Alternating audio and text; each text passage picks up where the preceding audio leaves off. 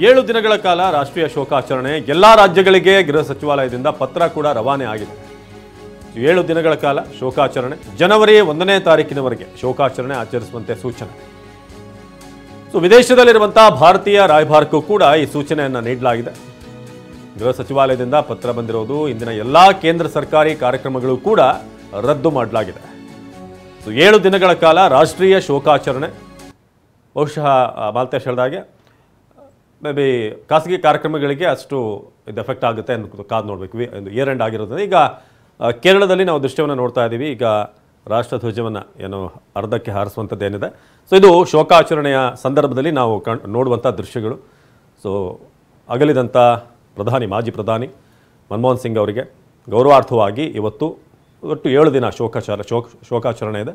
ಇಂದಿನ ಎಲ್ಲ ಕೇಂದ್ರ ಸರ್ಕಾರಿ ಕಾರ್ಯಕ್ರಮಗಳನ್ನು ಕೂಡ ರದ್ದು ಮಾಡಲಾಗಿದೆ. ಇನ್ನು ದೆಹಲಿಯಲ್ಲಿ ಸದ್ಯಕ್ಕೆ ಸ್ವಲ್ಪ ತುಂತುರು ಮಳೆ ಆಗ್ತಿರೋ ಹಾಗೆ ಕಾಣಿಸ್ತಾ ಇದೆ. ನಾವು ದೃಶ್ಯಗಳನ್ನು ನೋಡ್ತಾ ಇದ್ರೆ ಸಾಕಷ್ಟು ಗಣ್ಯರು ಕೂಡ ಬರುವಂಥದ್ದಿದೆ. ಜೊತೆಗೆ ಮಾಲ್ತೇಶ್ ಇನ್ನೊಂದು ನಾವು ಆಗಲೇ ಬೆಳಗ್ಗೆನೂ ಮಾತನಾಡ್ತಾ ಇದ್ವಿ, ಒಂದು ಎರ ಏನಿತ್ತು ಪೊಲಿಟಿಕಲ್ ಎರ.